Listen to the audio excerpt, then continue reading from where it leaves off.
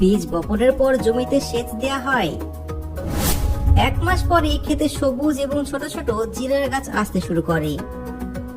এরপর 3য় মাসে গাছগুলো বড় হয়ে যায় এবং এই সময় গাছের উপর ফুলের মতন জিরা আসতে শুরু করে, যা পুরো জমিতে সৌন্দর্য আর সুগন্ধি ছড়িয়ে দেয়। জিরাতে পোকামাকড়ের আক্রমণ খুবই কম, সেই জন্য বিষ, কীটনাশক এগুলো দেওয়া খুব একটা প্রয়োজন পড়ে না।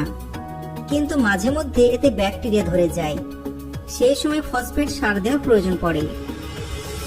1 মাস পর গাছগুলো শুকিয়ে যায় এবং এগুলো সংগ্রহ করা হয়।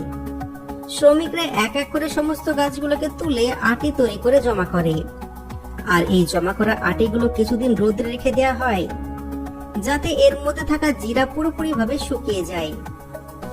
শুকিয়ে যাওয়ার পর এগুলোকে থ্রেশার মেশিনে দেওয়া হয়, যাতে শুকনো জিরার গাছ থেকে জিরাগুলো আলাদা হয়ে যায়।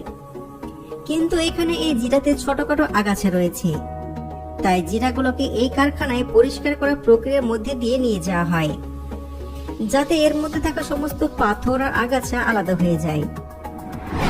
অন্যদিকে কিছু পরিষ্কার জিরা পিষে গুঁড়ো তৈরি করা হয়, আর সবশেষে এগুলো প্যাকেটে ভরে বাজারে আমাদের কাছে বিক্রির জন্য পাঠিয়ে দেওয়া হয়, যা বাজারে 50 থেকে 60 টাকা কেজি দরে বিক্রি হয়। কিছু কিছু জায়গায় গোটা জিরে বিক্রি হয়। বাজারে গোটা জিরে এবং পিষা জিরে দুটোই অনেক বেশি চাহিদা।